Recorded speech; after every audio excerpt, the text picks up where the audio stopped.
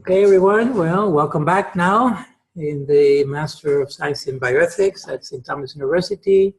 This is the course of end of life issues, and we're going to be looking at the unconscious state today and another principle of ordinary and extraordinary means of life support associated with the various unconscious states.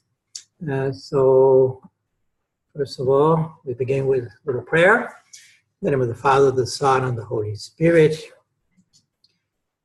Blessed Trinity, we love you, we adore you, and we thank you for all your many blessings, for the gift of life, and for having us back again after the spring break into this final push into toward the end of the semester now, the few sections that we have left, sessions.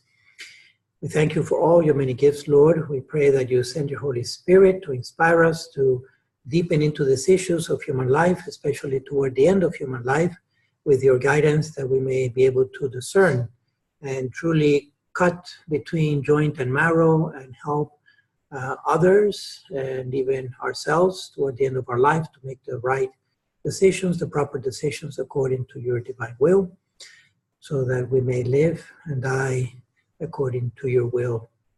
We ask this in the name of Christ our Lord. Amen.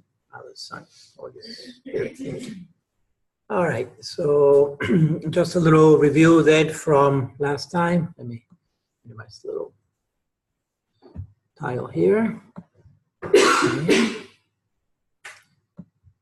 To review, we're looking at these bioethical issues toward the end of life. And again, we start with this evidence base. So we have to base it in the facts of nature that speak to us.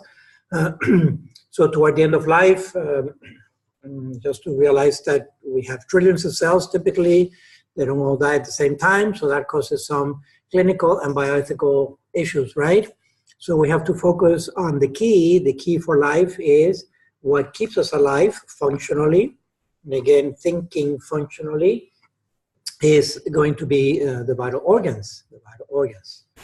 So just looking at vital organs that are integrated into systems. The brain stem, because of the distinction of the involuntary functions of the brain stem that are also vital, like heartbeat and breathing, done automatic, right, by the stem. Then both lungs, again, thinking functionally, because people can live with one lung, and the same goes for the kidneys, both kidneys, functionally, for life or death, right? The heart, so some organs are bilateral and some are not. The ones that are unilateral or single organs that are vital, then that's the whole integrity, such as the heart. The liver itself has 3 lobes, as we know.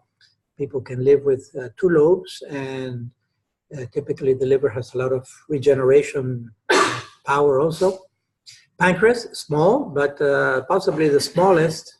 I'm thinking is the smallest of the vital organs, and crucial, especially in its function of regulating glucose through insulin, right? As we have some donuts here to demonstrate.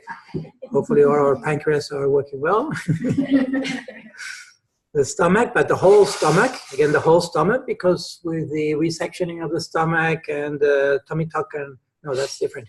The issue with clipping the stomach, right, for the gastric bypass, I think we still need a little piece of the stomach to stay alive. I don't think we can do without the stomach altogether.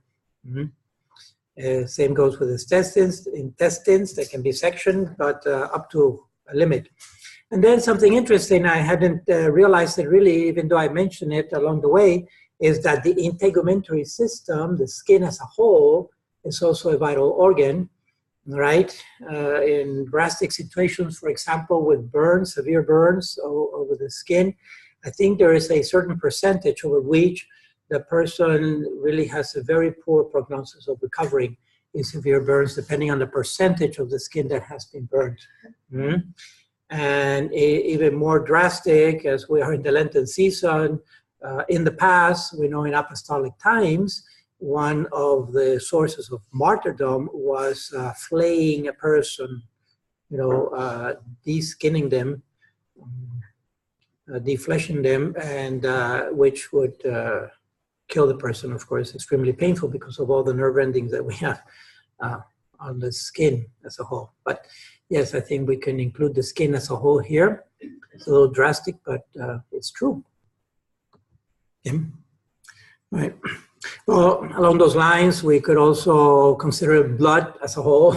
Also, blood is an organ. It's the only liquid organ of the body, right? It has several tissues, white blood tissue, red blood tissue, platelet tissues, and so forth. And again, we're going to talk about blood and the draining of blood when we talk about the, actually today, associated with seizures. Okay, so then the principle of assisting versus substituting vital organs, right? Assisting versus substituting, a key distinction bioethically, because what we can glean for this is that generally assisting obligates bioethically, assisting vital organs, especially if the prognosis is good. But substituting vital organs, then there is no moral obligation, because by definition, that vital organ has begun to die, even if it's subtle, but real. Okay, so if there is, the vital organ is failing irreversibly, then there is really no obligation to substitute that vital organ, aggressive intervention. It doesn't mean that it cannot be done. When I teach some of this at a lighter level with the undergrads, they put, well, substituting vital organs is wrong. No, it's not wrong. It just doesn't obligate. Okay, people may do it if they want to, if they have the resources, etc. But there's no moral obligation, ethical obligation. Heme? Yes, I have a question about some religions don't allow substituting the organs or transplants or blood transfusion. Yeah, What do you have to say about that? Exactly, or even assisting, right, which we will consider right. So the typical religion that I know of is the Jehovah's Witnesses, and especially with regards to the blood. Christian Scientists, yes. Scientology. No. Christian Science. Oh yes. Oh, doesn't okay. even allow like blood work or testing. Oh really? Wow, that's drastic. Yeah. Oh, yeah. Okay. So yeah, the background to that, I'm glad you bring it up because it is of a concern. Certainly, a blood transfusion is considered standard practice. A person who's anemic, etc. So that's standard practice. As it's getting more difficult to get pints of blood because fewer people donating nowadays. Ever since the HIV scare, people thought that they would get infected, and it actually happened in France many years ago, that some people were infected from a tainted batch of blood. But that's an aside, really. It is really safe, and I always encourage blood donation, right, because it's needed. At any rate, the issue with the Jehovah's Witnesses, at least, and I'm thinking that Christian Science is along that same line, is that they are interpreting segments of the Bible literally, right?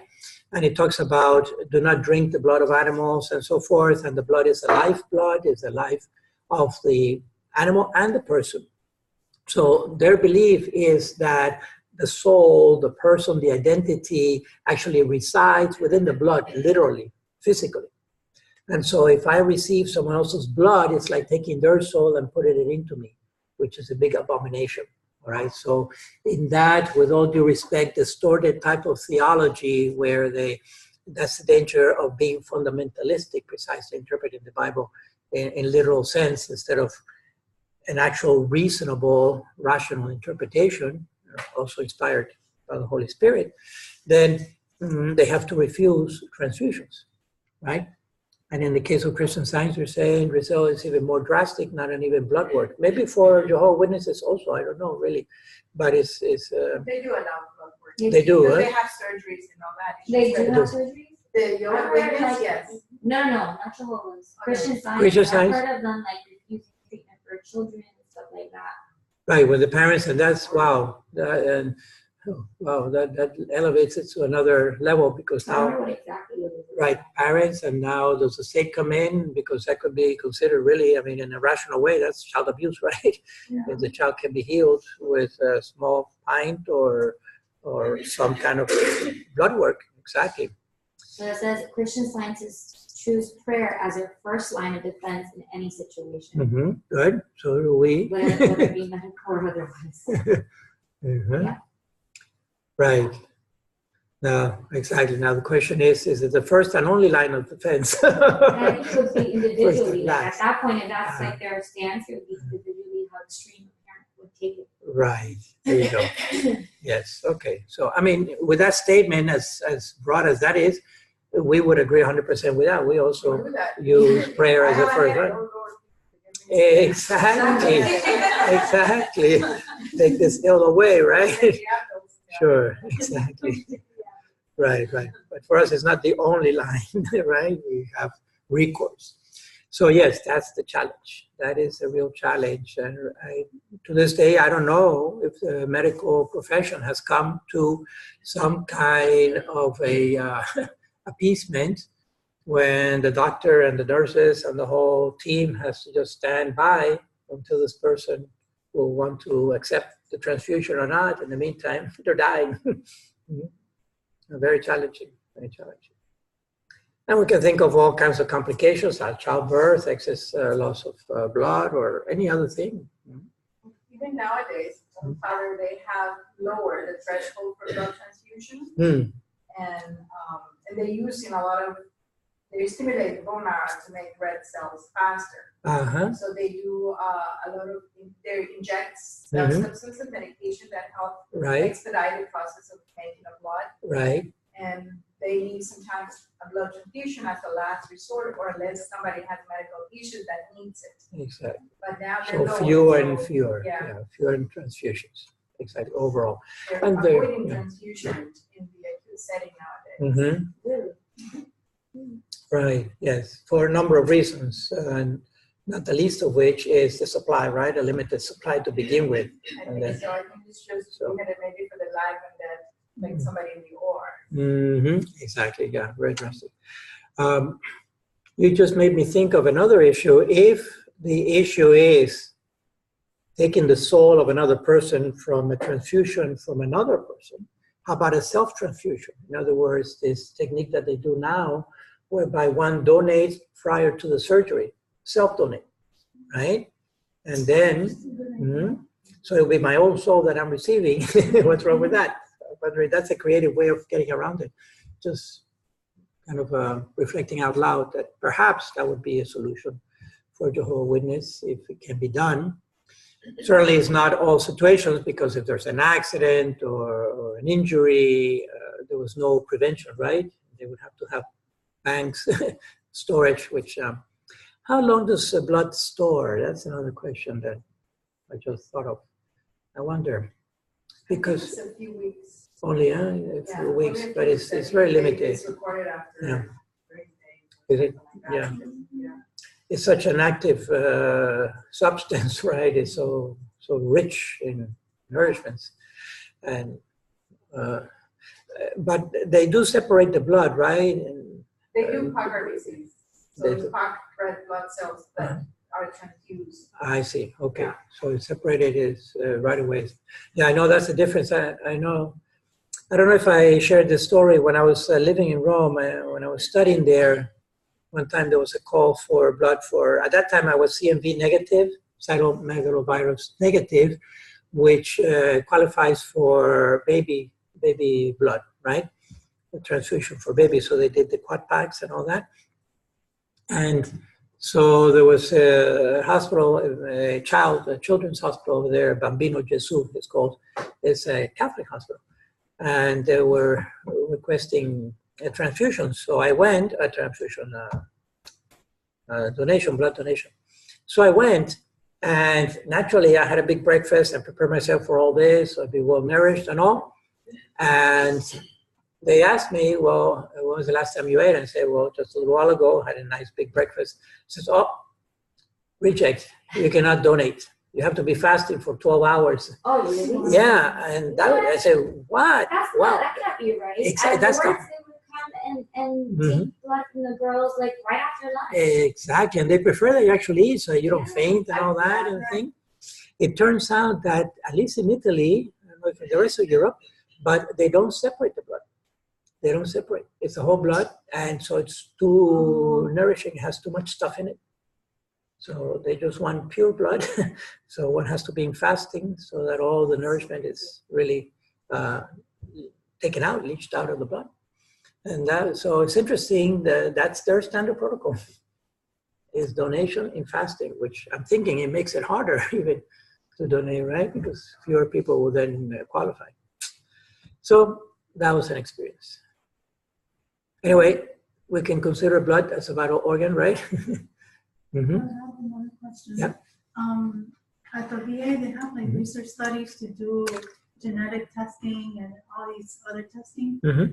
And when I talked to the person in charge, I said, can I know what's going on with me? But they said, no, you won't find out. It's a population that we're picking, and you can't find out the results. Oh, okay. Why Well, do they do that? I'm not sure really, but I'm just kind of thinking aloud. You submitted to the genetic testing? No, I just found them some information. I consulted with someone. Oh, okay. It may be some population study that they're doing, so they have to do it blind, right? And so that the patient doesn't really know if they're the placebo or they're the control or what.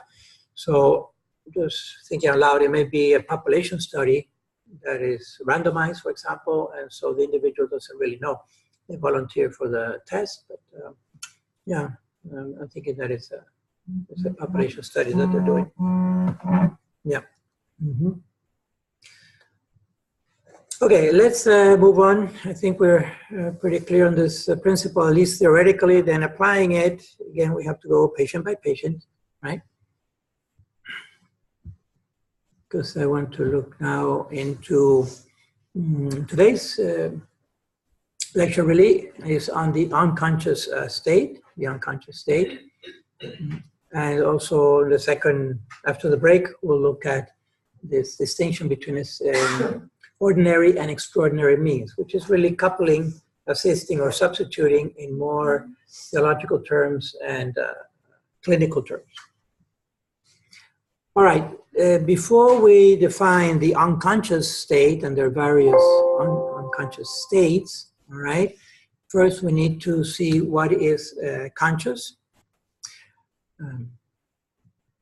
So simply aware of self and the environment, aware of self and the environment. This already represents certain challenges because there could be an internal awareness or an external awareness. Okay, the person may be aware but not responsive.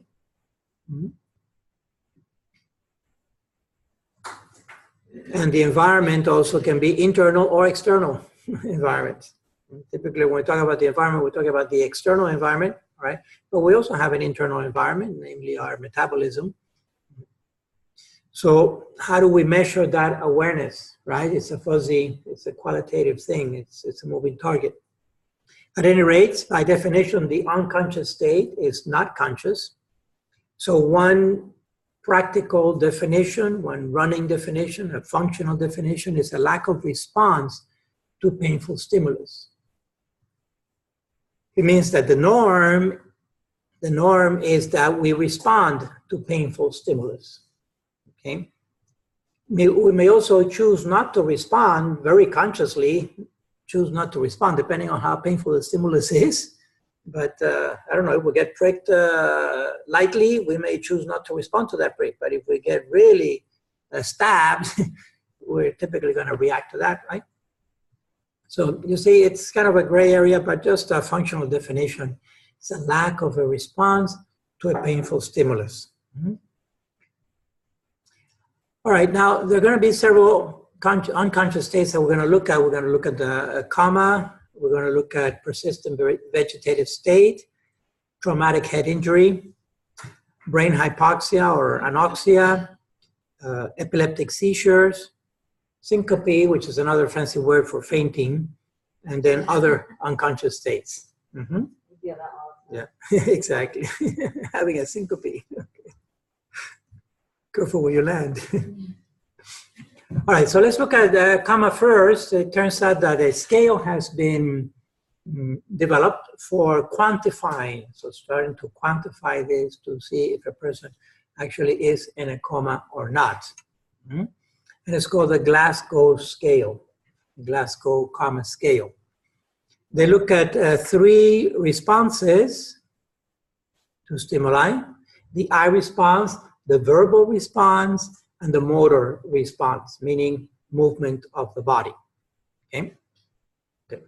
You don't have to know it in such detail, but I put out the full scale here to understand a little bit how interesting it is. The scale goes from 3 to 15, the range from 3 to 15, which you notice there's no 0. So the minimum is always 1. No response is 1, okay? Meaning that the person is still alive, but there's no response. So they don't put a 0, they put a 3. Okay, just to show the 3 lack of responses. Then on the eye, so on the other end of the scale, on the fully alert end of the scale, you see they have different values.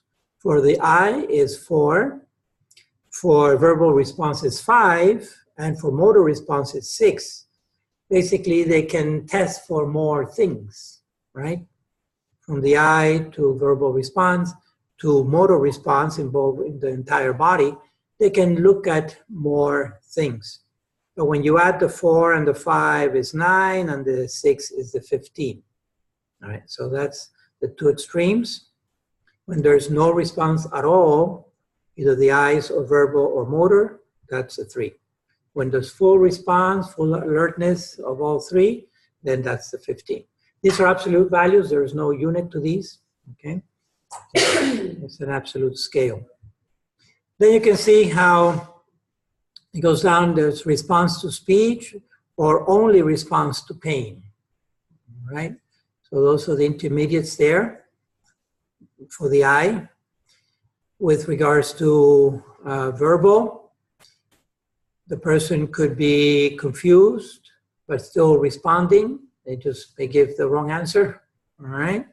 Or the words are inappropriate, you know, calling the sky a sink or something, I don't know, is inappropriate response. And then gibberish, essentially, that is incomprehensible. So you see there's a little bit more there of a range. So it's a total of 5.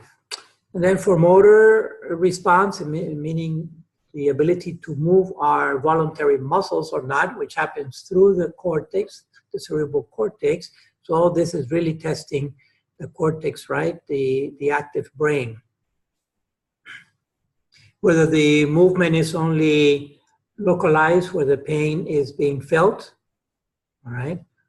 Or if it's generalized, a withdrawal from the general area. For example, if I get pricked on the finger, I move the finger, or I just move the whole arm away. It depends. So just moving the finger is more sharp, if you will, than retrieving the whole arm. And then flexion and extension also have a different value. Flexion is considered a little more alert than extending. These are typically for the antagonistic muscles. A muscle pulls on one side, the other muscle pulls on the other side for the flex and the extension of extremities. At any rate, for the whole, we can see that there is a way to determine if a person is in coma or not. And then the next question is, how long are they in this coma? Because the hope is that they will come out of the coma, right? Which could be gradual or more rapid. Remember, it's been a few years now, but it was just in the news. It was so odd, a person who had been, no, actually they were in vegetative state and they were getting some work done on their teeth, and the person woke up. And it was associated, somehow they traced it to the painkiller that the person was getting, which is kind of ironic. You'd think that the painkiller would kind of reinforce the vegetative state, but no, it woke them up. So the mind is a very interesting organ, okay, very complex. I also want to point out here that there is an induced coma. So coma may happen naturally either by some physiological event or some medication overdose or an accident, trauma to the head, etc. But also there is an induced coma that typically happens on a ventilator, especially if the person is put on a ventilator in long term, because a person on a vent with a tube through their trachea is very uncomfortable and they tend to pull it out. And so you don't want to end up tying the person down to the bed, right? And therefore they are put into an induced coma, which is at the same time a muscle relaxant and a somnifer, in other words, a sleeping medication. Okay, let's talk about persistent vegetative state. And this is really the most important one from the bioethical perspective. This is the one that is the most important and the most challenging, okay, over different states of unconsciousness. Persistent vegetative state, sometimes you see it in the literature, permanent vegetative state. And typically the most common is just the acronym PVS, or sometimes even just VS, vegetative state, as here. Okay. Now, before we move forward and do some comparisons, the term itself is unfortunate, and I remember St. John Paul II pointing this out when he addressed the nutrition and hydration issue of the vegetative state, of the person in vegetative state, and lamenting that it has stayed this way in the clinical setting. What am I talking about? PVS, or persistent vegetative state, sometimes will degenerate in the language to saying, well, he's a vegetable, she's a vegetable, okay? And that's crossing a line that we shouldn't cross, because that is actually offensive, in the sense that, first of all, it's a contradiction of terms, because by definition, we're animals, we're not plants. We don't belong to the plant kingdom, we belong to the animal kingdom. So no matter how hard we try, we can never be a vegetable. Okay, we don't photosynthesize, et cetera, et cetera. But it stayed in the literature, you know, for years now, decades, I would say. And so it's part of the medical literature, the clinical language. But it's unfortunate that it's, and we understand clinically what it means, but in the common language of people, this sounds like, well, this person is turning like into a plant, right? Something that is less, somehow less than human, less even than just animal. So it's unfortunate about that. At any rate, we understand what is meant by it, and there is basically lack of response, okay? This is a vegetative state. You can see these are MRIs, which, by the way, as I go along, there are two other techniques, or three techniques that I will talk about in passing, of imaging the brain to see how much activity there is or lack thereof. And these three imaging techniques are non-invasive in principle, as far as we know, meaning that they're very good because they can tell us what is happening with the brain, at least functionally, right? What level of activity there is, and without having to drill a hole or anything or invade the brain itself through the skull.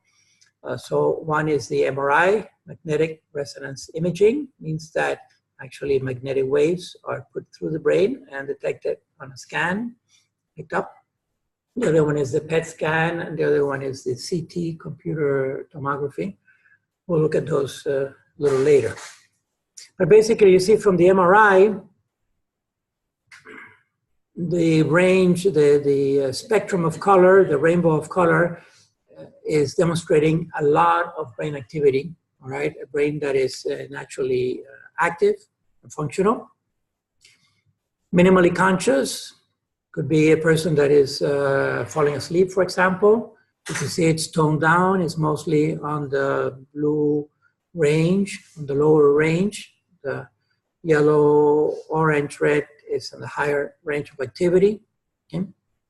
This is electromagnetic, by the way. The thought process beyond the biochemical is actually an electromagnetic process. It's a combination of electric and chemical process of thinking when it's taken down to that level, right, in between the synapses of the neurons and so forth. So it's a really pretty complicated process. It has matter and energy involved in it simultaneously.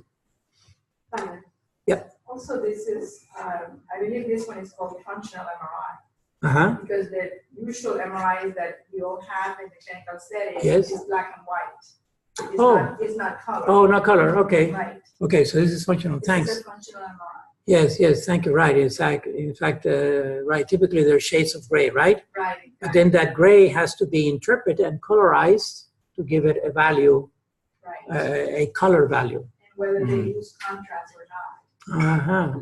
I see. Wow. Okay. Thank you. Yes. All right. So we see here there's basically no activity of the brain, very little, and it's not going to be a coordinated activity. Right. Big contrast with a fully conscious mind. So it's just amazing the technology that we have available today and all the this is all for diagnostic purposes, right? These are diagnostic tools to which I'm introducing those terms. I've talked about them before, and obviously you know them well, but diagnosis and prognosis, the current state of the individual, of the patient, what is her diagnosis, his diagnosis, and then based on that will be the prognosis, depending if there's a treatment protocol or not, etc. The prognosis is going to be the hope of recovery. For the MRI of the brain, do they test the cortex or do they test the neurotransmitters in the brain or everything as a whole? Yeah, so as an outsider, not a tech, and I know a number of you are technicians actually in this, more competent than I am, but we can see here that it actually has volume, right? It has depth. So it's not just the cortex that they're testing here. We can see that it's the gray matter and the white matter also, at least to a great extent, right? Because we see the coloration going in, and this is a cross-section, which is obviously a computer cross-section, right? It's a computer cross-section. It's amazing how thinly they can cut those slices, right? Yeah, so I'm thinking it's the whole brain, yeah. Okay, so well then for vegetative state, because we'll come back to it when we look at the case of Terry Shivel and nutrition and hydration and her PVS state, right? That's going to be very challenging. And yet, we're able to come to some bioethical conclusions today with the benefit of these instruments. All right, another one, traumatic brain injury, TBI. Okay. TBI is complex in the sense that it could be a number of sources. It could be external or internal, but typically it's a blow to the head. Any blow to the head has some kind of consequences, has some level of trauma. Okay. Even a soft blow, I've heard, has some level of transmission into the cortex and minimal trauma, because the cortex, the cerebral cortex, is highly vascularized. It has a lot of capillaries. Okay, so we're down to the microscopic level of these capillaries, and they can burst and do burst even with just light blows to the head, not to mention a severe blow. Okay, so in extreme cases, it can cause hemorrhage.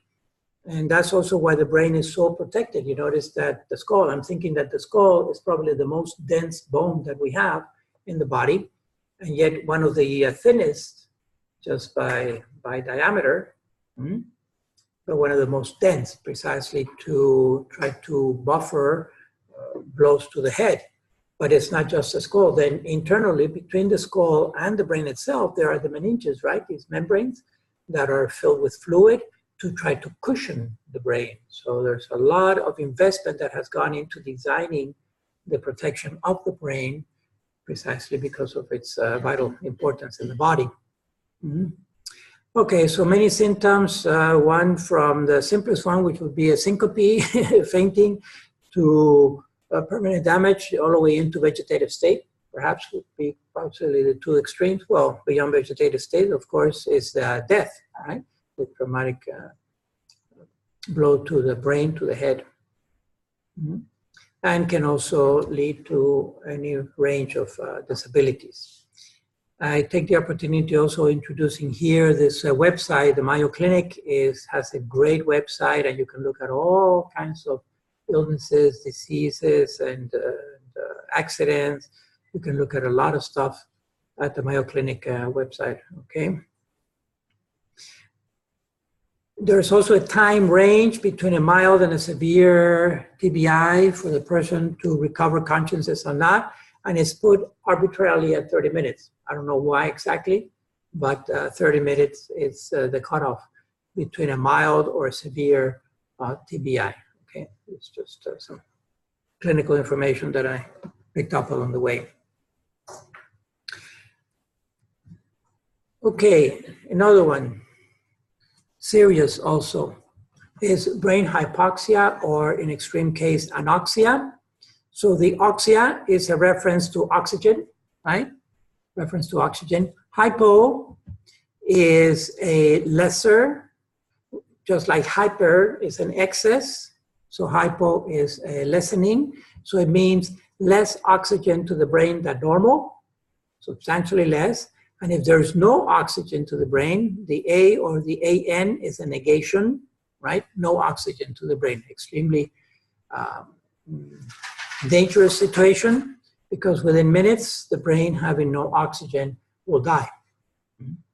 Needs a lot of oxygen. And it's all about that thinking thing. You can connect these dots now. I've talked about them several times.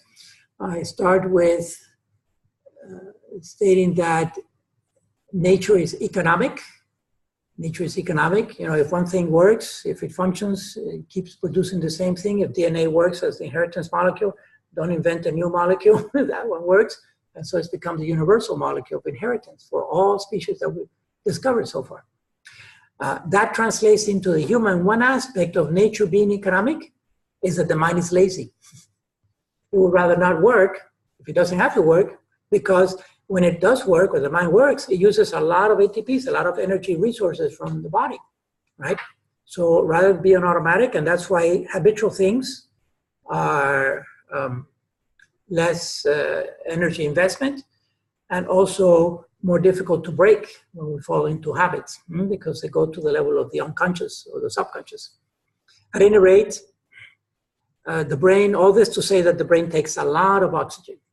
I think it's about 60% of the blood supply goes to the brain or something like that. I'm not sure, but it's a disproportionate percentage of blood that goes to the brain as compared to the rest of the body. Because the head is not 60% of our body, right? Maybe 10 to 20%, I'm just guessing, but it's not 60% of our body. We would look very odd if our heads were 60% of our body. In other words, it takes a huge amount of bulk to keep that head alive. It takes the rest of the body to keep the head alive. And yet it takes a lot of circulation. But that circulation goes into the head and into the brain only by 3 pairs of arteries. Again, just to remind people, I know that basically you know this, but arteries take blood out of the heart, right? Arteries out of the heart, veins return to the heart. Veins return to the heart. And so the pressure, the systolic pressure, is going to be on the arteries and not on the veins. And that's why the arteries need to be flexible, and that's why cholesterol is not good, one of the things, nor is salt, because it hardens the arteries, and then it doesn't. It keeps that pressure high, blood pressure, which can pop things, can burst capillaries, and that's bad news. So we have these 3 pairs of arteries that go into the head, and they have to go necessarily through the neck. There's no other way in. And so we can feel the carotid arteries on the side here, but then the vertebral arteries are further in. So I don't think they can be felt through the outside. But I know my doctor always checks because I tend to have a high cholesterol, and he always listens for the arteries and says, yeah, they're still there. And they sound clean enough, so no rotor yet. They can, when one accumulates too much plaque, they can be actually cleaned out. So, yeah, anyway, we see the circulation of the brain is pretty sophisticated and delicate and so forth. But that is the supply of oxygen to the brain. So it behooves us to keep all those arteries cleared. So that bespeaks of doing exercise and eating healthily and all that stuff. And every now and then breathe, you know, breathe well, breathe deeply. Yeah. Okay, a little further here, a little bit more with regards to some things that are very challenging is in South Florida, particularly since quite a few people have pools in their backyard, and there are these pools around, and there are these canals around, and there's the ocean around, you know, for kids falling into a pool and they don't know how to swim, and they can drown within a minute or two, they can drown. Okay. So I always take this slide to promote parents teaching their children how to swim, the baby stage, right? The baby swimming, because we are born knowing how to swim, or at least how to tread water, more or less. We're comfortable with water when we're born because we've been in water for 9 months. And so we're kind of comfortable with it. But then we forget, apparently. We forget when we start living in a dry environment. So I've heard the ideal age is within months or maybe a year of being born. They start at 6 months now. 6 months, okay, for the, that I think my cousin started at 6 months. Yeah, yeah. One time, I don't know if it's the same technique or not, but some couple was telling me the technique is, it was frightening for the mom, because what they do is they'll go into a shallow pool, all right, and all the moms are there, and they make like a circle but facing out, and then on the outside standing would be either the spouse or the husband or the trainer or whoever's going to be holding the baby, and they're going to throw that baby into the water. Well, we're going to place the baby into the water, okay, at some point, and the moms are, but you're not supposed to catch them too soon. You're supposed to let them sink. Yeah. Right? And they're supposed to float also because of the baby fat and all that, so they float more naturally, and then they'll kind of naturally tread water, then you can catch it. But let them sink first.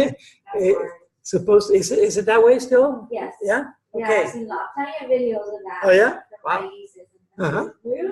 Exactly. Kind of freaky for the mom, right, to watch that and all the other relatives. But yeah, apparently when we are very little and we're going to underwater, naturally we stop breathing, okay, until we tread back up out of the water. But then we forget.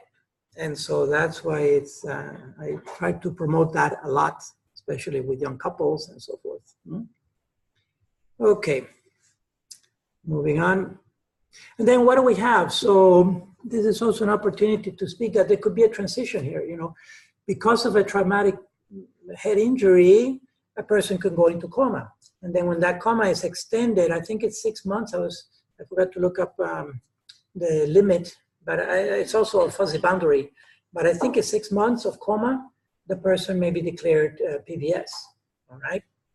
And so there could be a transition here from stages in a worsening scenario. So the prognosis is looking worse and worse as this person is progressing from one stage to another. An alternative would be that hypoxia could go into coma and then PVS, or directly from into PVS itself. Okay, another one, epileptic seizure. The event itself, the episode is called a fit, epileptic fit. And so the seizure has at least these 4 characteristics. It's on the cortex, and I believe this is probably a cortical EEG, electroencephalogram, right? I think typically it's on the cortical activity, brain cortex, the gray matter. It's abnormal. You can see, for example, before and after, that's a normal EEG here, okay? It's also excessive, as you can see. It's way out of the range, up and down. Generalized, all the different, wherever the electrodes are, all the different areas that they're testing. And it's also synchronous, which is very odd. But I think these two go together in a sense if it's generalized and synchronous, right? So I think it's still kind of a mystery what causes the seizures. It could be maybe some chemical imbalance or something is not just right, but they can overcome. Of course, some people are prone to seizures, and then sometimes there are certain ages that are more prone to seizures. Sometimes, I guess in general, it's more prevalent for the youth, right? For children and the young. And because I've heard more of young people overcoming this as they transition into adulthood. So maybe there's a correlation between the development of the brain and these seizures, I don't know. But I've also heard, as a non-clinician, and please, anytime I mess it up, correct me please, okay? But I've heard that one thing to look out when a person goes into a fit is the tongue, because sometimes they can swallow the tongue inadvertently, and that will stop them from breathing, then they can go into anoxia, okay? So I think to look out for the mouth, to keep the mouth open and make sure they don't swallow their tongue.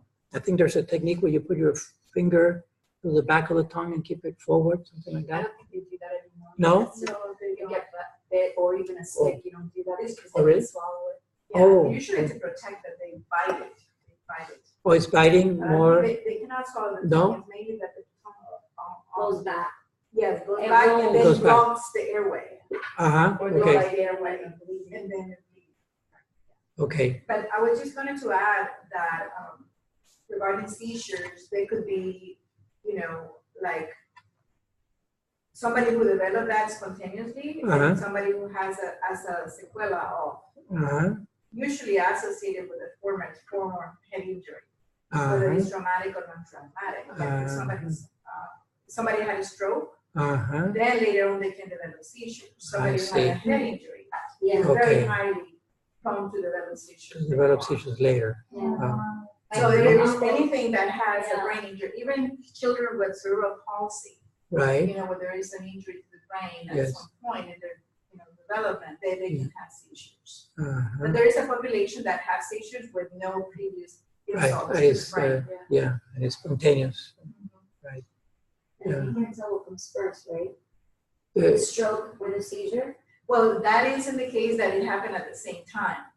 But I'm Yeah. talking about somebody that, you know, a year later after a stroke, where there is a scar in I the just brain. never had seen that, and that happened to my great uncle, and it was like pretty Oh, yeah? impressive how the brain worked. I mean, he passed away, but Yeah. they couldn't differentiate which one was first because then seizures continued to happen. Oh, really? Yeah, From stroke forward. they from whatever it was, either Oh, stroke or some seizure, event. because it happened in Oh. the house and they couldn't tell I which see. one happened first, which Wow. came first, but then Yeah. the seizures proceeded to happen minuscule, but they Yeah. were continual. Yes. Yeah, it was- And he died eventually of that, or? yeah, he died of it. I mean, they were trying to tell us to put do the whole spiel, trach and peg and whatnot, because the neurologist tried to push, but luckily I already have, The background. This was recently, and the ER doctor that saved his life in the beginning Yes. was educated, and he was on dialysis, so the dialysis doctor also educated my great aunt. And they finally made the decision to just, let him be, but the neurologist was pushing it, and he had constant seizures. They're like, that's okay, we could fix that. Really? Yeah. Wow. Yeah, that's interesting to hear, because I didn't realize that, like, once you have it, that Oh, yes. It's you scary. never had that before. Typically, like for example, in a lot of the head injury, when there is blood, particularly in the brain, it's very irritant, very highly prone to seizures. So a lot of people go into whoever had a head injury or more so dramatic than non-traumatic, they're based on medication to prevent seizures for a period of 6 months. And what if it happened from fever, like a child with a fever? So that Yes. It can happen. They can seize it. It may not recur again, but they can have a seizure. Right. Yes, I've heard that one also with high fever, like the especially for kids, right? I've also heard that they've given medical marijuana to treat seizures. True? Yeah. Is it I legal wouldn't here doubt it. in I wouldn't doubt it. Florida? Yeah. Is that legal? I don't know. Is it illegal already? Medical Yes. marijuana, it is legal. It's legal in Florida, and I've seen not my patients, but patients, family members that tell me that they already have Really? legal marijuana. So not just the extract, the actual marijuana as a whole. They have different forms No, of the it. medical form. Oh, Right. The oh, medical form of oh, marijuana. Yeah. okay. So it's already, but what's the mode of administration? They still smoke It's it, or different. it's No, an no, extract? No, some people take, they inhale it. I see. Okay, like a vaping type of thing? They don't know. No, but it's different for everybody because the patient, family member that I met, she had one that was an oil for her fibromyalgia, I think she Oh, said. okay. And then she couldn't sleep at night, so she had pills that she took at night. She didn't smoke anything. So neither form was in for her, was negative. So It it's is very not a different. smoke form, it's in the oil usually. Yeah. Right. Or the edibles. pills. I think the governor just signed something this week though. Oh, yes? that Approved the smoking one. Even Really? for the I believe smoking, so. huh? I thought I Oh, just boy. read that. Oh, Right. that's terrible. So For a kid, can they smoke and drive at the I same don't know about time? the a ages. pediatric? I don't know about ages. No, I'm but sure I they, think- they adjust it for the patient and the patient's needs. It's very Yeah. different. It's very particular what you get and what it's for. Right, right, yeah. Some of the pain specialists, I've seen both, some advocate and some others Yeah. not. Right, So I heard both sides. yes.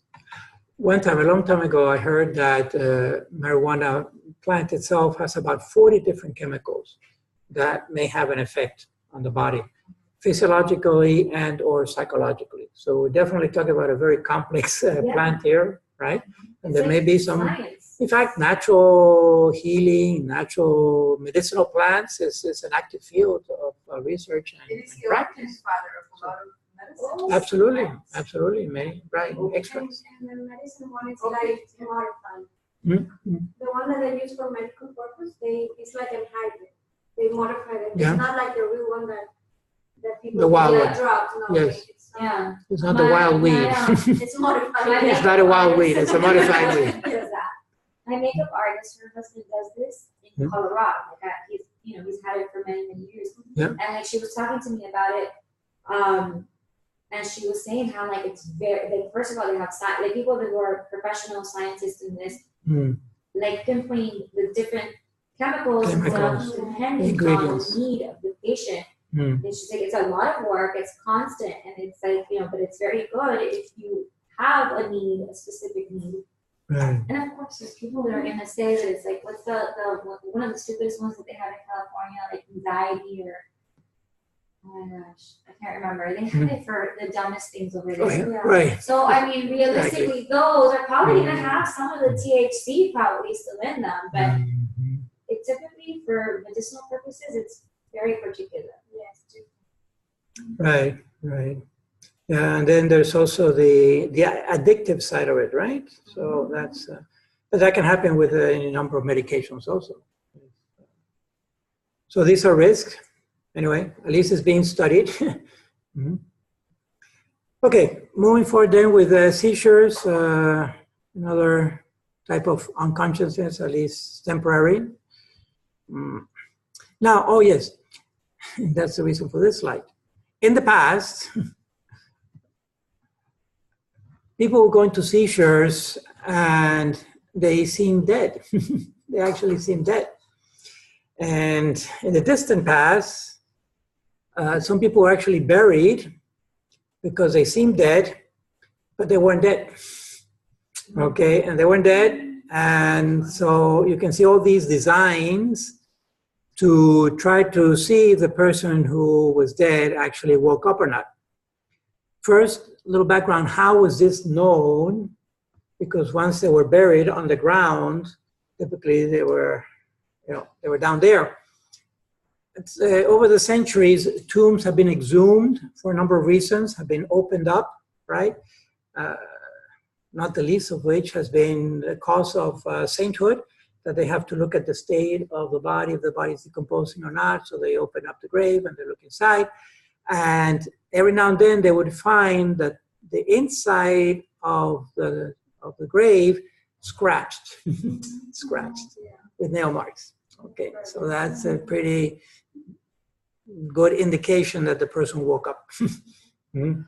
And so, yeah, it was tragic. And so you see, these are actual designs from various sources that I found on the website. A flag for the first person to move it up and down. Hopefully someone was looking at the flag, right? At that time, because it may just be a few minutes. Here's a bell.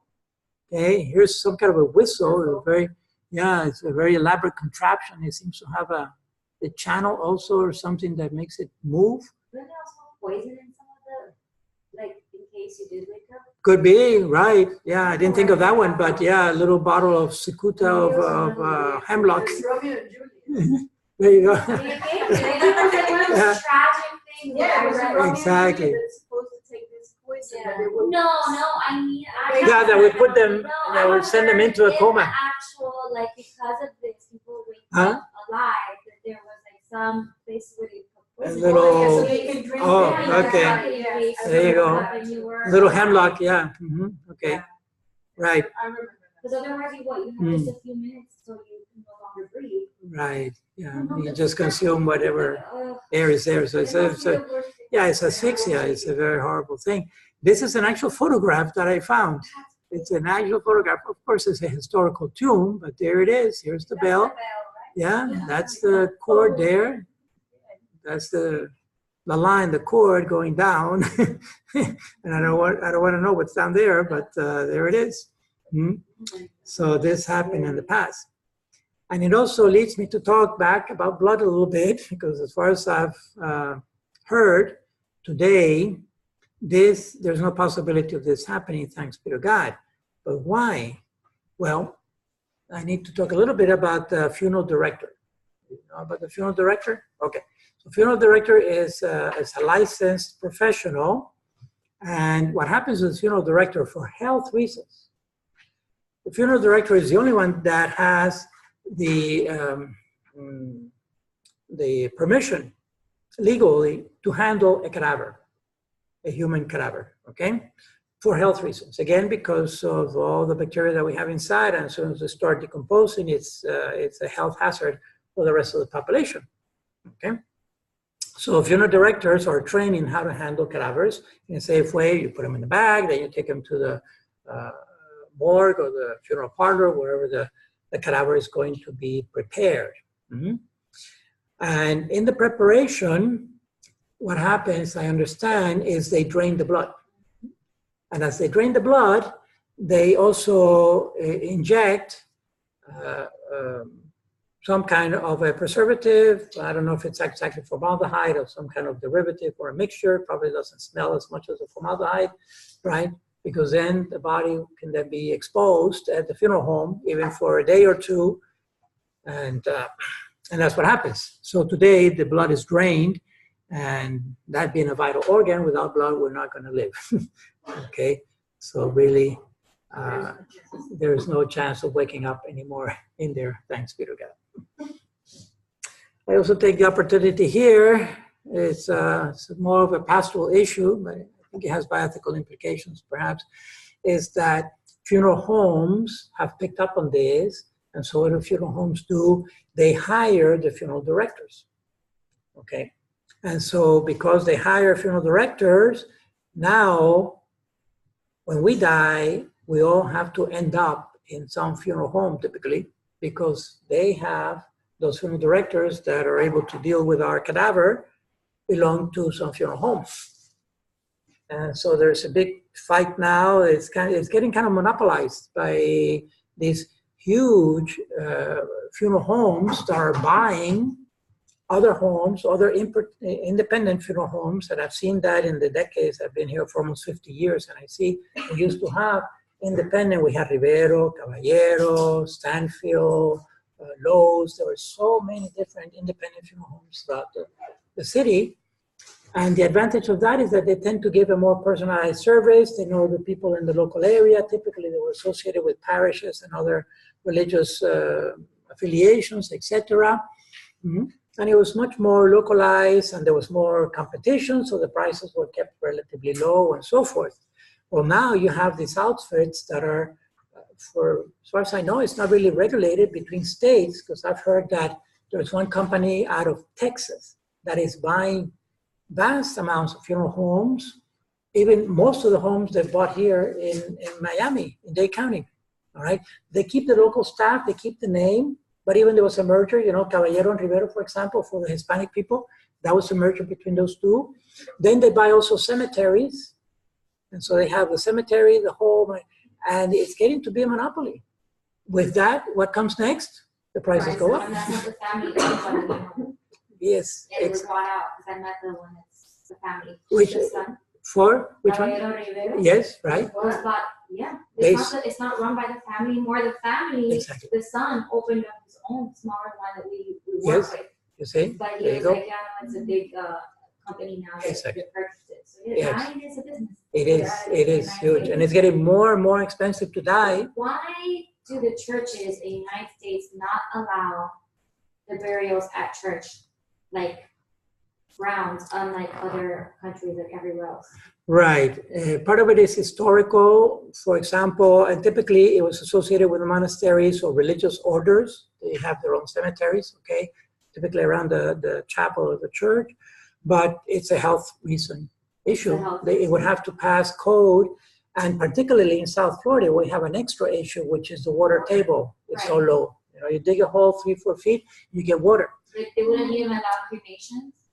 Cremation we do allow. Thanks for bringing that up. Yeah. No, but I mean Cremation. cremations. Oh, the church. urns, right, and the urns, yeah. Because I figured the bodies would be too complicated, but like cremations would Right. still be possible. Okay, let me finish the other one, the full body burial first, and then we'll look at cremation. That's all right, that's all right. Sure, no, these are things that I've seen over the years, okay? So full body, the problem is precisely the water, and the body decomposing in water and all that, because it can contaminate the water table, all right? So it's a big health issue, to the point that cemeteries are regulated. They have to build a vault first, which is a concrete vault, all right? A concrete vault, so that is expensive, bury that, and then the casket is put inside that vault. And so there is there's a buffer, but it's much more expensive. Then, so the individual parishes can't afford that. They have to be regulated. They need X amount of terreno, of land, which would be too expensive, you know, can't afford it. But we do have the cemetery. So we have the Catholic cemetery, one in Dade, one in Broward, and they are out west near the turnpike. Now, cremation, for a number of reasons, typically is financial, all right? So the church, Catholic Church, accepts cremation as long as two conditions remain. Number one, that the resurrection of the dead, of the body, is not questioned with cremation. In other words, if we think about it, again, functionally, this person, this body, this corpse is now collapsed into ashes, which will be, you've seen the bags of ashes, all right? However, somehow, the good Lord, in His second coming, will figure out from all these ashes to reinstate the body. It's going to be a glorified body. You'll figure it out.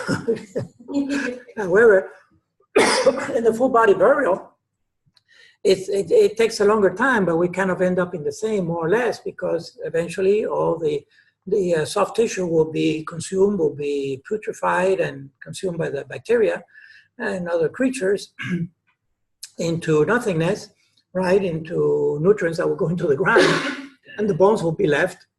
So again, that's going to take a little doing to reconstitute that body.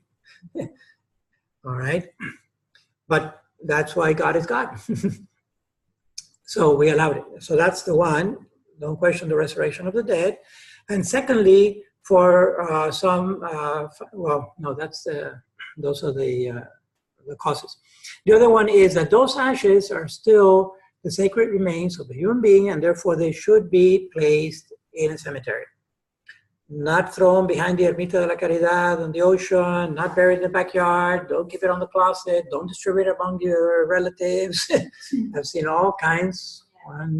One fellow wanted to be scattered over the forest, so they got on a plane, they got on one of these Cessna planes, a low-level flight, the pilot and the co-pilot, and so they opened the window because at low flight you can open the window, and then proceeded to open the urn, and the urn flew out and flew into the plane and contaminated everything with ashes because of the vacuum issue. Anyway, it gets very crazy what people sometimes want to do with those ashes.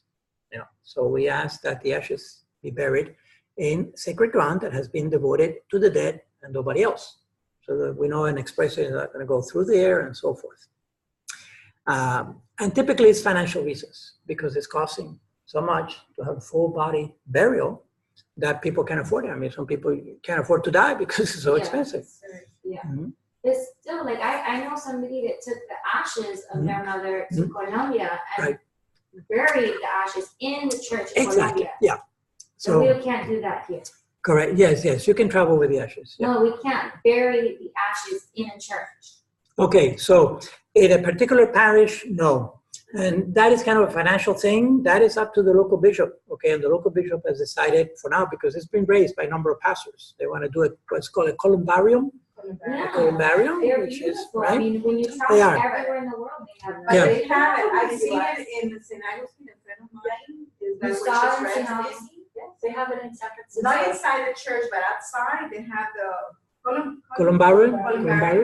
Beautiful. And then that's where she's St. Augustine Parish, I mean, next to UM, or St. Augustine, Florida? St. Augustine, in Anastasia Island. Yes. There is a Catholic okay. church there and has they're beautiful. Yeah, I mean, that's what I was thinking of, because when you travel and you see these beautiful places, and then my one of my bereaved clients, that's what she did with her mom.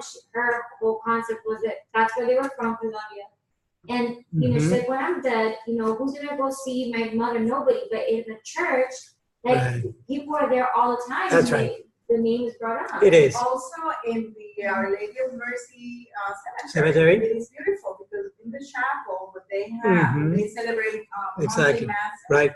They have the also all of the urns. Yes. The urns there. We should, you know, petition the bishop too. Right. Yeah. It's just that those are like that one is was a brand new church. So when you build with that concept already. Like yes. all my sacraments, a little flower, Mary, a little flower. Wouldn't it be beautiful to be buried in a little flower? I mean, come on. Exactly. Yes. That's basically quite simply an internal politics. Is that the Archbishop doesn't want to defund the cemeteries, because that is a source of revenue for the cemeteries, for the Catholic cemeteries. So it goes to him instead of going to the local pastor. Yeah. And I get asked that a lot by a lot of people. But tell them that in the Our Lady of Mercy, the chapel, they have that's where all the urns are. Exactly. Chapel. Yeah. And then now they're also building. Levels, like 30 floors, I believe. I've never been to that one. Yeah, Little Mercy. Yes, that's in Dade County. I get asked about this all the time, and I don't know the answer. Right, yeah. It may eventually come to that if we continue to grow in Dade County as we are, and it may be that the cemetery, the Catholic cemetery at some point will become full, all right? They're now building actual condominiums for urns and for full body, but mostly urns. So that can hold a very large number of deceased, but at some point it's going to get full, you know. So it may, at that point, it may go to the parish issue, or because before having our Catholic people being buried in non-Catholic cemeteries, I'm sure the next bishop or the next bishop may say, well, okay, let's do it in the parishes then. And maybe not every parish qualifies, but a few would. There's a church in San Francisco that I go to when I go out there, and the columbarium's behind the altar. Oh, wow. But it's a beautiful old Dominican church. It's over 100 years old. There you go, yes. It's amazing. These are typically historical. They're historical. So nice. Yeah. Father, what if somebody wants to donate their body to science? How Right. long does the body last for, and what do they do after they use it? Again, I don't know, and I want to find out because I like to do that, okay? But I really don't know. I don't think they take everything from the body anyway, so there's still something left over. Typically, they'll take the cornea and so forth. Vital organs, if they're still functional, can be used for transplants. Yeah, I mean, you donate. Right. You donate organs. An organ donor. Organ. License where it says donate. Yeah, but it's organ. Take your body to the science. Yeah, but it's organ donor. Not the whole body, just the organ. It's organ donor, yeah. If you're donating. Right. Right. But beyond that is this issue of donating the whole body for science. Right. Okay, like for example, medical students. I don't know if it's done anymore really. I had cadavers that I learned with You work with actual cadavers, yeah. Yeah, well, I had cadavers. Yes. Yeah, but it usually are like for people who were never claimed, bodies that were never claimed. Exactly. Typically, they are homeless who die from some kind of an accident and so forth. Right. Yeah, but they're expensive for the medical Because schools. they're less and less now. They have these sophisticated mannequins, you know. Yes, that's also true. The sim man, sim woman. We have the simulated robots. And have you Sure. seen the bodies exhibit? The ones that. Oh, the Chinese body Yeah, thing. what happened with them? They're not identified. That was controversial bioethically. They were supposed to be like that, homeless, that died and were just claimed by the state. But when you have a monopoly of the state, you don't really know what's going on. So it was a controversial. It was very. I never saw it in person, but I saw photographs of it and so forth. Very impressive, and yet kind of controversial. They took the skin off, right? It was they were flayed, and so you can see the muscles. They had embryos and everything. Really? I went to the one in Yeah. Atlanta. Yeah, the big question is, how did they get those bodies? Exactly. The government claimed that they were homeless, that they had died, and no one claimed this. Or prisoner. Mhm. Yeah. So challenges and opportunities. But anyway, so there's a lot to think about here with regards to this end of life, right? A little lighter now is the syncope, as I mentioned, is just a fancy word for fainting. Typically is a sudden loss of consciousness, and typically is a drop in blood pressure. But the expectation is that the person would come out of it, okay? What may be of importance in the syncope is if it happens, for example, to an elderly person, then where they're falling, how they're falling and where they're falling could be an issue. If they fall in the corner of a sharp object or on the floor and so forth, then the syncope could have, as a side effect, broken hips. All right, so it's a concern for the elderly to use the cane, to use the walker. Don't let that pride get in the way of their health. All right, finally, just other unconscious states. There are other seizures that are non-epileptic, okay? Other types of seizures, they're not epileptic.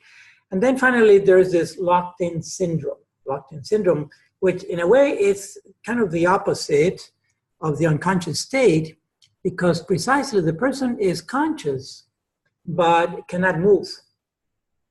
So it's almost a prisoner, similar to ALS, amyotrophic sclerosis, Lou Gehrig's disease, in the sense that they're conscious, but they cannot move or express except for minimal movement of the eye.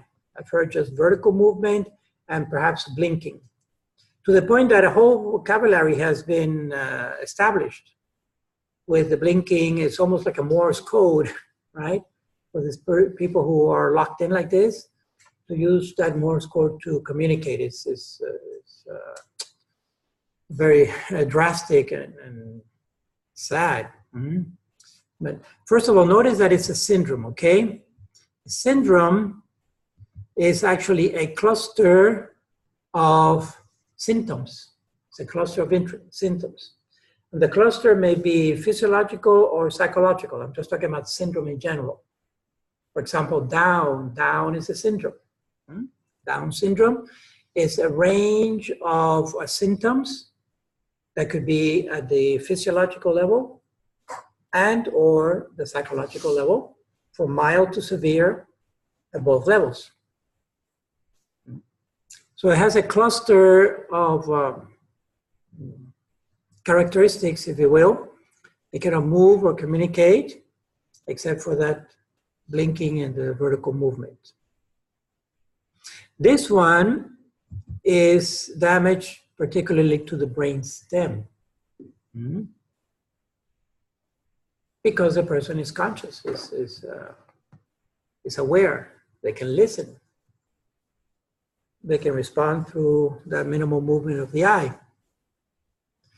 But the brainstem is not so damaged so as to be dead, otherwise they wouldn't be breathing or palpitating, okay?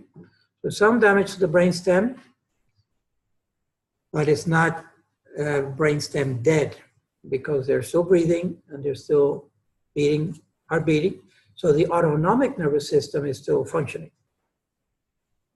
So again, thinking out loud, it must involve some level of the cortex because they cannot move the muscles, or maybe they're sending the signal, but the signal is not eliciting a response.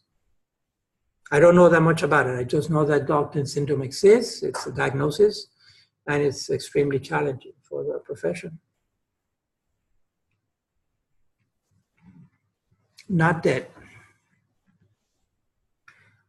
Okay, finally, just comparing different states then of consciousness we've talked about. And this is an opportunity to introduce these other two imaging tools. The positron emission tomography, otherwise known as PET, right? A PET scan, you've heard of PET scan? And then the computed tomography, the CT. All these are non-invasive imaging techniques that, and not just for the head, the whole body, right, can be sectioned and looked at internally. So for example, locked in, you see there's more activity from all these, is more activity, even more than minimally conscious state. So this is pointing toward an alertness, particularly these centers that have been distinguished for some reason. They're being mapped. See these four centers? Frontal, maybe associated with frontal lobe, which is supposed to have a lot of higher activity, right? The thinking process, the abstract thought supposed to occur in the frontal lobe. And then two parietal lobes here. Okay, so these four centers have been identified. And you can see it's kind of the focus of the study, of the comparison, minimally conscious around those two centers. Vegetative state, nothing organized, some activity, but it doesn't seem to be organized or coordinated. A coma. I'm thinking that these two are probably equivalent. I don't know how representative these are, all right? The thing about brain death is that there could be some spontaneous activity here or there, again, because the whole brain doesn't all die, all the millions of neurons, and probably billions of neurons that form the brain, they don't all die at the same time, so there can be some spontaneous firing going on. But the person is brain dead because the brain stem is also death. So we include the total brain death, the cerebrum, and the brain stem. Okay, so you see different states there. All these associated with the state of unconsciousness. The one that is most relevant to us for biomedical, for bioethical decisions is this vegetative state, okay?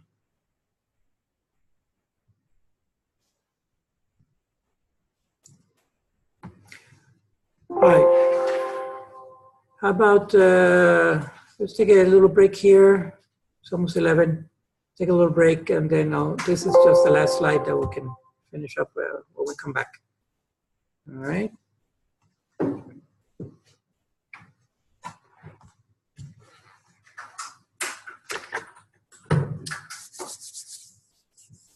Oh, yeah.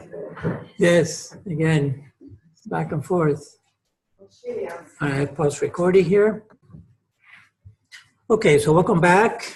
Just for the record, we had a little coffee and donuts in between. So if you're watching virtually, too bad. Right. I want to take the opportunity. So what I'm doing is with the different topics as I introduce them and look at the physical, the physiological, clinical aspect of it, then we move also into the bioethical. I continue to define certain principles that apply in bioethics, all right? So let's look at these things first. On the clinical side, diagnosis, just to review, is what the patient, the current condition of the patient, what does the patient have, right? There's that famous saying, no diagnosis, no prognosis, because we don't know what protocol applies to the patient, all right? So it's very important to get a diagnostic on the patient so that then we can see what is the hope of recovery for that individual. And that's why these different states of consciousness now or unconsciousness are relevant, because some are very mild and some are severe and long-term, right? Specifically focusing on PVS. Once that PVS diagnostic is given, then other things kick in for the bioethical analysis. So again, the diagnosis is the current state of the patient, what is the patient suffering from, and then the prognosis is the hope of recovery, right? Okay. Also, with regards to management, once we have a diagnosis, then we see what is the proper management of this patient. What if there's a protocol that is a standard protocol or is it experimental? What is available? What medicine is available for this patient? We're looking for relief of the illness, the injury. Sometimes there comes a point that there is no more cure available. Typically in cancer situations, all right, there comes a point there's no more cure. Care always obligates. I haven't talked about care yet. Have I in more detail? Okay, we'll tie it in the context of nutrition and hydration. But I want to make a distinction here between pain and suffering. Typically, in my experience, doctors may talk about pain and suffering indistinguishably, all right? But I think there is, it's a valid distinction between pain and suffering. We may have both. We may be in pain and suffering at the same time, but not necessarily, okay? So what I'm trying to say is that pain is more at the physiological level, whereas suffering is more at the psychological and or spiritual level. So it requires somewhat different competency to deal with both. Sometimes I see clinicians that are not necessarily on the mental health team, but they're trying to heal suffering, which may be a little beyond competency, okay? So pain is one thing, suffering is something else. And I use a simple example, just intuitively. There is this married couple and they're having their first child, and so she is in labor and he's next to her. She's in pain and he's suffering. Right? So this is just kind of a tongue-in-cheek example, but you can see how they can be distinguished. All right. At the end of life, sometimes they come together, but this is where also we have different tolerance. And there's different tolerance to pain, and there's different tolerance to suffering also.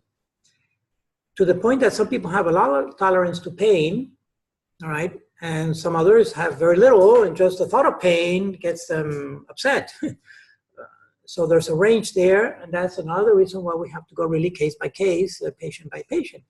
And more on the pain side is where the opioids and morphines and so forth, painkillers apply. Different tolerance there, and it's sometimes a little tricky also because people who tend to have resistance to pain or try to fight it out, they may get to a point where the pain is so intolerable, then it's counterproductive, because then it takes much more of the pain medicine and medication to get the relief, whereas if they had complained earlier and not tried to tough it out, it would have been a better fare with regards to metabolizing all that medication, okay? So there are issues there. On the suffering side, this is where I always want to talk about the a team, the healthcare team that is not just the clinician, specifically doctor, nurse, but also at the psychological and spiritual level. So a fully integrated team will also have the pastoral care that we talk about, pastoral care. And in fact, sometimes I've seen cases where the only one that is going to break the tie here between what the clinicians are suggesting and what the family wants is some kind of a priest or a minister or someone in the spiritual realm to bring the family into reality, okay? Or conversely, to not euthanize the patient. But typically is trying to bring the family into reality that your loved one is dying, truly, and we have to focus on the more spiritual things. Like making sure before the patient totally goes unconscious or we don't know if they're hearing or not anymore, to try to get them a minister of their own faith tradition. If they're Catholic, praise be, you know, a priest ideally. But if they're ministers, then someone of their faith who is in leadership. Even I've seen imams fetched for Muslim patients and so forth, right? We have to be respectful of that. I take the opportunity, in my opinion, over the years that I've been in Miami, I've seen the Baptist system grow and flourish. And I think, in my opinion, it's one of the best, really.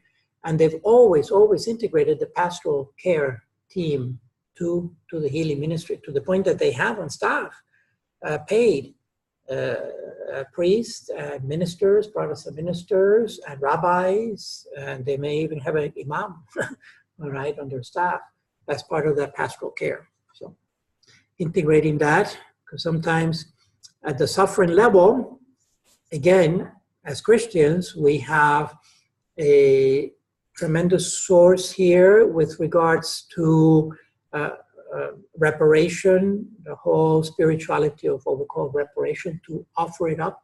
Okay, those 3 little words from way back. One time I heard a talk that my grandmother always had these little words, and they were not always "I love you." It was "offer it up," offer it up, offer it up.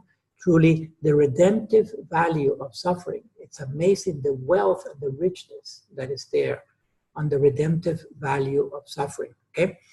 On that note, let me see if I can hide it here, because there's a instruction from the Congregation of the Faith of the Vatican from 1980, which is called a Decree on Euthanasia.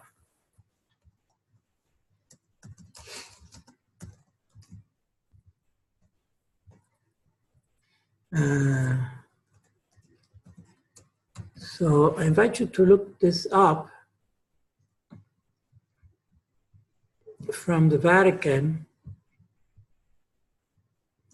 because it has a section devoted to the redemptive value of suffering. And it's talking precisely about end of life, euthanasia, when it was beginning in society, right? See if I got it right. Here it is. Yeah.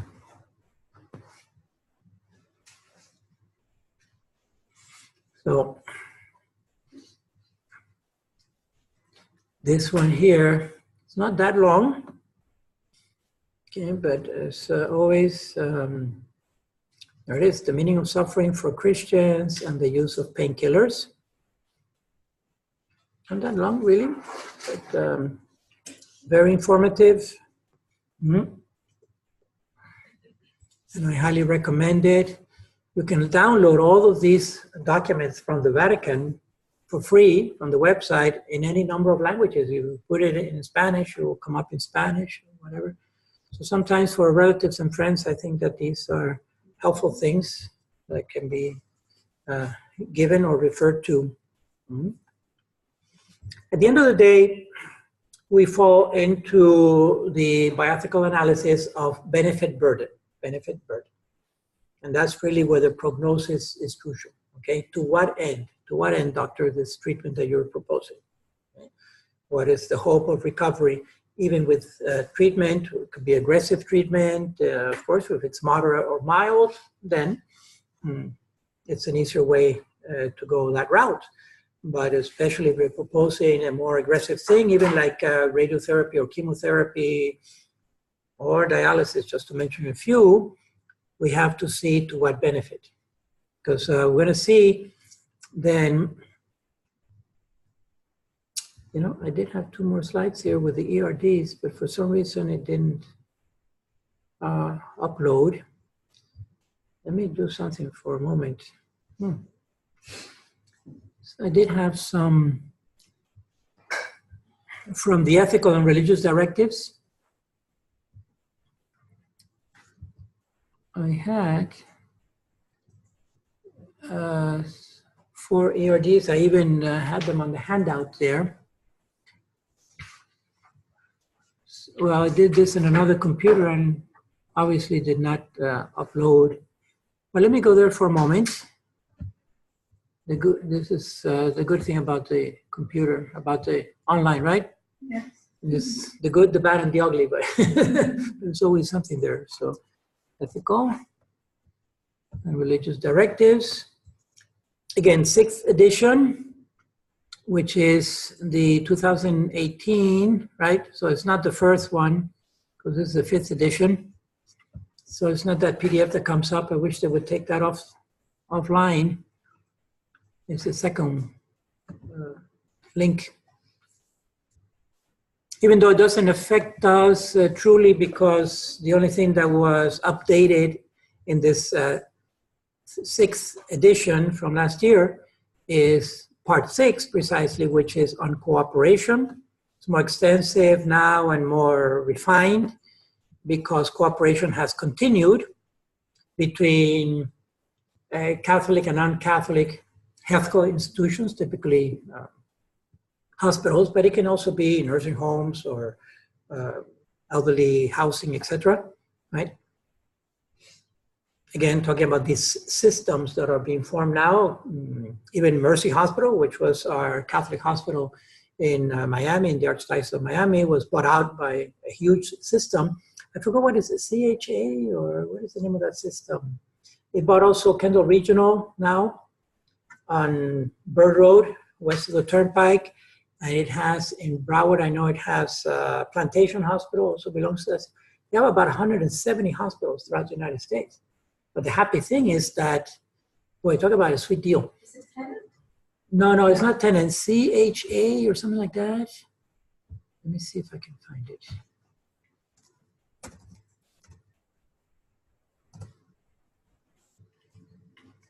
No, I know how I can find it because I have Dr. Jose Martinez. That's right. There. Yeah. So if I go to my Yahoo account for a moment. Well, this is the stuff that one can do in graduate work.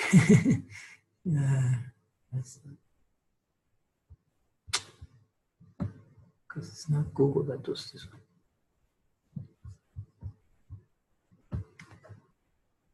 Okay. Yeah, well, I just want to mention it because a few years ago, see, historically, there was going to be a merger. Historically, I'm talking about the 90s, last century, because I remember I was still at St. Kevin Parish at that time. And what happened was that there were standalones. Mercy was a standalone by the shore, Mercy Hospital, next to Villa Vizcaya there on South Miami Avenue, just north of Coconut Grove. And then there was Baptist, Maine, known now as Baptist Maine, which is Kendall Drive and 87th Avenue. It's been there all along. Now they have built a huge cancer center on the corner, huge brand new cancer center. Anyway, these were 2 independent, and Baptist, my understanding was that it was built way back, one of the first hospitals here in Miami, it was built by a consortium of Baptist doctors and Baptist preachers, ministers. They put their money together, maybe the 50s or something like that. So it's one of the first hospitals here. And that's why they've always had integrated the pastoral care into the clinical care, okay?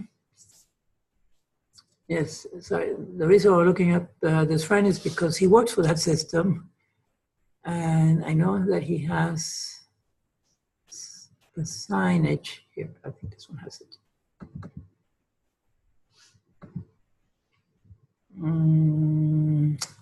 Well, it says Northwest Medical Center. No, here. HCA. I had it backwards. Let's try that. HCA, right? It's a big. I don't know what the acronym stands for, but maybe Healthcare Association. HCA hospitals. Let's see what we get from there. There's a website. Okay. Huge.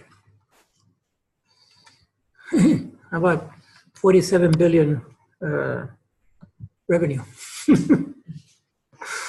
Right?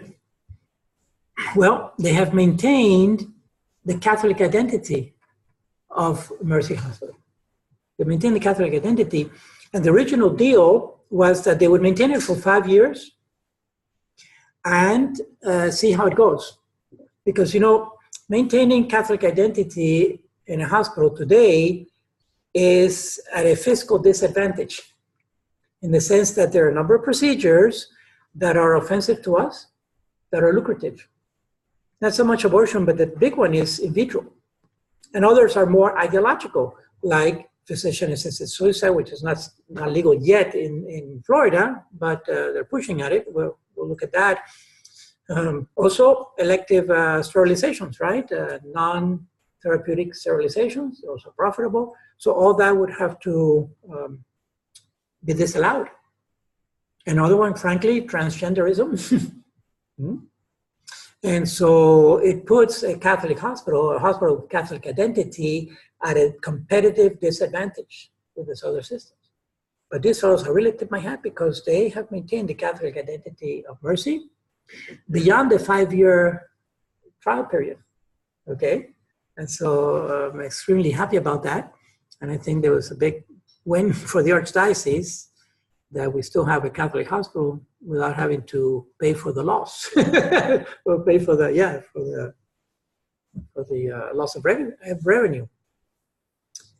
Anyway, oh yes, so back to the ERDs.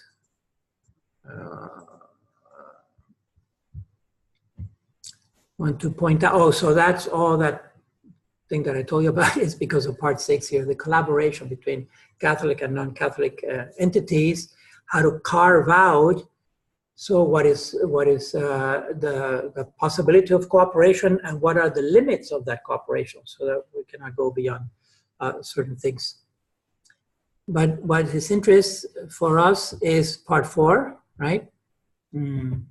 Issues toward the, part 5, toward the end of life, or seriously ill and dying. All right, so let's go there for a moment. Actually, it starts in part 3, really, is the doctor-patient relationship or professional-patient relationship. I think it's 33 and 34, directives 33 and 34, which already talks about ordinary and extraordinary means of life support in general. And then in the next section on those who are dying, applied to end of life.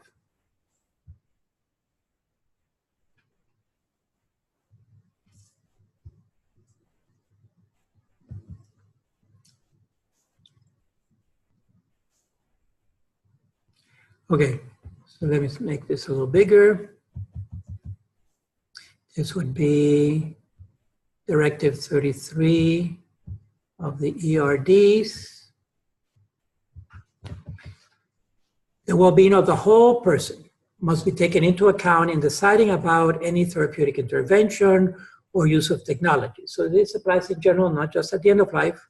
We'll see another one or applies this principle to end of life. Okay, so therapeutic procedures that are likely to cause harm or undesirable side effects can be justified only for proportionate benefit to the patient.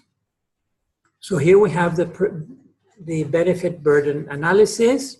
Okay, if it is disproportionate, so we have language that is parallel or analogous, proportionate or ordinary means, disproportionate or extraordinary means. Those are equivalent, all right, when we talk about the bioethics of it. In fact, I should have started with 32 because this is the one that is obligated to use ordinary means. There's an ethical, moral obligation to use ordinary means, right? Because this would be generally in medicine standard care. There is no obligation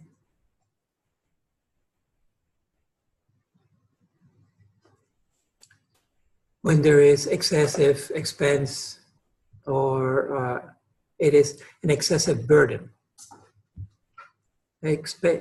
Excessive risk and burden. I wanted to focus on this for a moment because you see, it's to the patient, first of all, excessive risk and burden to the patient. Again, this may be at the physiological or at the psychological level. It may be that some patient considers this procedure, which medicine considers standard care, like dialysis, to be an excessive burden. So it's very subjective, and we honor that, okay? Now, when the expectation of the patient is unreasonable, we try to reason with the patient, but at the end of the day, we cannot force the patient. So you see that there is a lot of gray here. Mm-hmm. We try to reason with the patient or their family. If the patient is unconscious, then we have to deal with a family member, which is another level of complication, right? But at the end of the day, if it is in the estimation of the patient or whoever is representing the patient by proxy, if it's an excessive risk or burden, there's no bioethical obligation, there's no moral obligation. And also to the family by way of expense or even the community, but we have to, how do we interpret this? Excessive expense to family or community. Is this patient costing too much to be maintained in their state? That's trying to get into, well, why don't we put them out of our misery, right? Instead of putting them out of their misery, let's put them out of our misery. Mm-hmm. So we have to be careful, and yet this document actually went to the Vatican and back for approval. So this is the Catholic perspective. So there's a lot of gray area here that we have to be very careful in so as not to tip into active euthanasia or, euthanasia. Mm-hmm. Anyway, just to point out the terminology of ordinary means or extraordinary means. Ordinary means, in principle, obligate. Mm-hmm. Ordinary means always obligate. When they become excessive, then they become extraordinary or disproportionate. So those three, extraordinary, disproportionate, or excessive, are analogous terms. So this is 32 and 33 in this section of the patient professional-patient relationship, which is part 3. Then we go to part 5, which is between the end of life. I think it's 56 and 57, or 5 and 6. Let me see. Yeah, because 58 is nutrition and hydration. It's a long one. That's the one that got reviewed about 10 years ago with the NCBC. National Catholic Bioethics Center in Philadelphia. But we'll get there when we talk about nutrition and hydration. For now, I want to concentrate on 56 and 57. Proportionate means person has a moral obligation to use ordinary or proportionate means. Okay, so here the two terms are what side by side, of preserving his or her life. Proportionate means are those that in the judgment of the patient, again, there's that subjective reinforced, in the judgment of the patient, offer a reasonable hope of benefit, do not entail excessive burden or impose excessive burden to family or community. So it parallels the other one, but applied toward end of life. And then 57 says the same, but with regards to extraordinary. May forego or no moral obligation for extraordinary or disproportionate means of preserving life. And then what are those disproportionate? Again, in the judgment of the patient, those who not offer reasonable hope of benefit. Now, here's where the big qualifier is it, right? Is the patient being reasonable or not? And that's why generally we advise more to have a proxy than to be signing forms ahead of time, too far ahead of time, because we never know what the medicine is going to be when we actually get to a situation of a life-threatening situation. It's better to have someone represent us, and then they can always check, well, what is the teaching of the church applied to the here and now, to whatever is available in the here and now. Okay, but basically what I wanted to point out here is that really there's a lot of latitude given to the patient. Elsewhere, distributed through the whole document, you also find that there's another one, I forget what number it is now, but it will say that a patient's wish should be respected unless it is contrary to church teaching. So that's the other anchor there, you know, because if the patient says, well, I just want to kill myself, that's a little too much. We'll give you care, all right, until you pass away, but we're not going to kill you. And we're not going to give you the drugs for killing yourself either, right? So it has to be within the boundaries of a Catholic teaching. But, bless you. The patient does have a lot of latitude. Yeah. Okay, so 33 and 34 and 56 and 57 from the ERDs. Yeah, that's the slide that is missing here. And yes, Coriza, we call it Coriza, right? Yes, springtime. Right. Okay, so basically that's what I have. And again, the big one is going to be PBS, because we're going to then move into the particular case of nutrition and hydration. In other words, when there is no more cure, care always obligates, and we're going to look at the characteristics of care, what's minimal care defined for patients, and then when to let people die, not killing them, but allowing to die. And that's where it's going to be tricky, particularly in PVS. Just a little bit of anticipation is that today with the machinery, typically the trach and the peg, we can maintain the body alive. I don't want to say if the body is a cadaver or not. It's not a cadaver because they're breathing and heart beating and digesting, but are we prolonging life or are we prolonging death, right? That's the challenge. And try to deal with the family who many times is in denial of that is a challenge.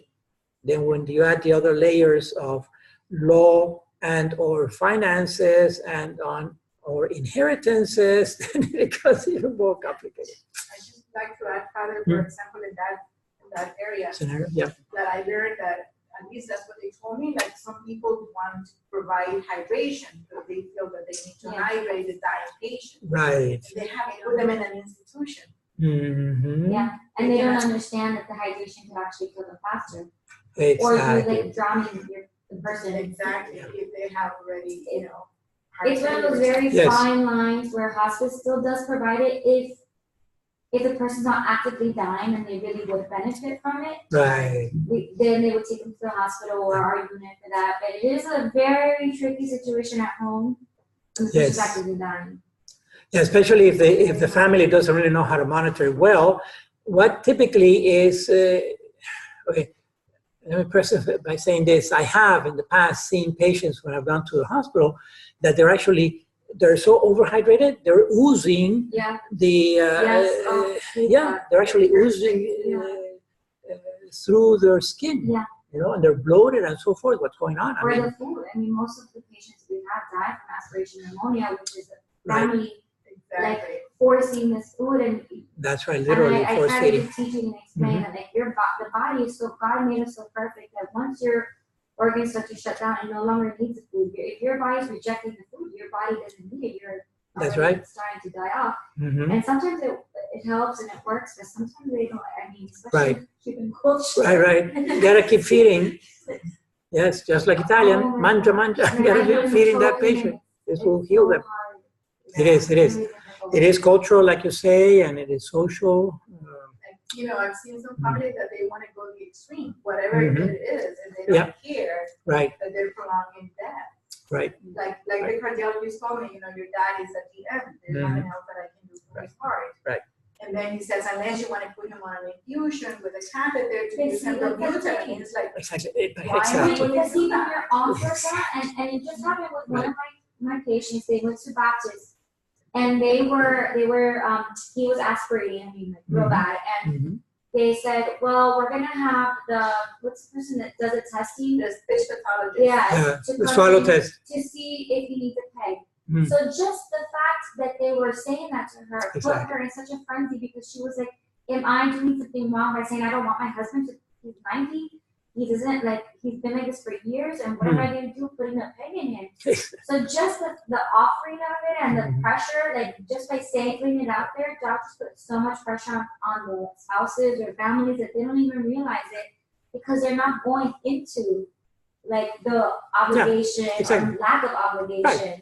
Right, they're just giving the hardcore clinical possibility.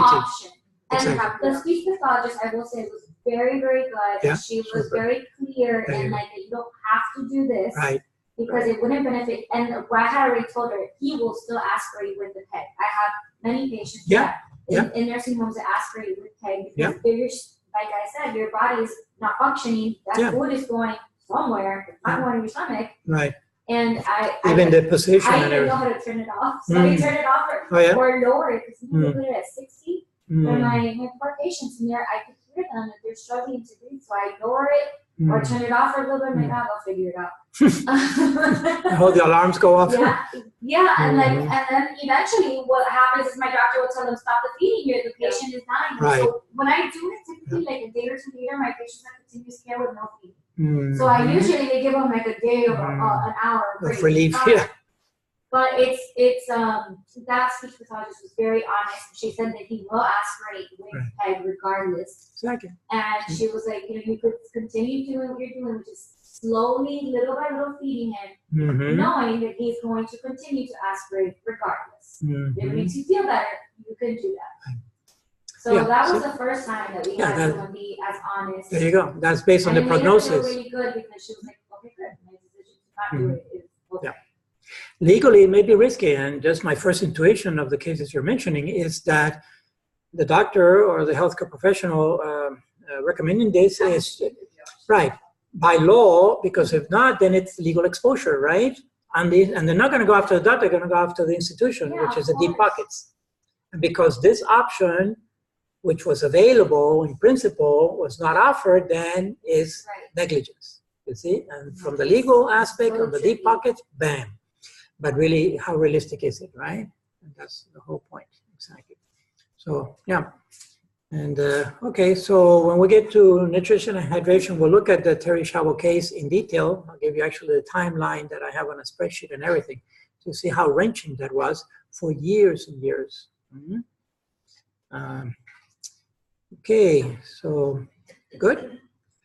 If there are no more questions or comments, then we'll finish here early today. Oh, yes, before I do shut this down, because the professor for math, for the stats, the best one from the 2 days, that would be either Tuesday or Wednesday. It comes down to Tuesday or Wednesday. So what's the best option? Tuesday or Wednesday? Tuesday or Wednesday? Okay. It will be available on video, right? Yes. Because there are some Wednesdays that Tuesdays that I have. my Exactly.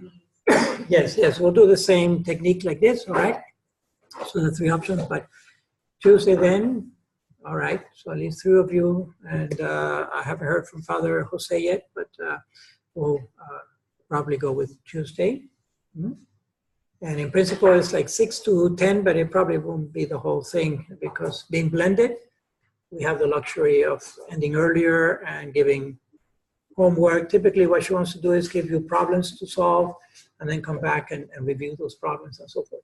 All right? So those the review of those things, that'll be our homework due the following class with her. Most likely, I don't know exactly how she wants to evaluate it like I'm doing, or if she wants to wait the whole week to review them in class and so forth. Together. But yeah, we'll figure out some kind of a system. Would the class be in this building? Yes, it would be right here, the same. And when will that start? That's in May. Yes, the same with the, so you have 2 courses coming up. Let me leave this on the recording also. Right, yes, we're back to back. I can't wait. Yeah. And so the bad news that it's back to back with this one, but the good news is that it's only 8 weeks, okay? And so we'll still have a break for about a month and a half. The one is on environmental bioethics, okay? So you need to sign up on those 2, which I think is gonna go live. It may be live already, check it out. Because I think we're posting now the fall of 2019, all right? You said that those modules were online already? I could No. not. Oh, okay. No, the modules are not online. No, sorry about that. Like, access them and Right. I was No, just registering for the course is available Okay. for some. Okay, let me shut it down then. Thanks a lot. Thank you. Here we go.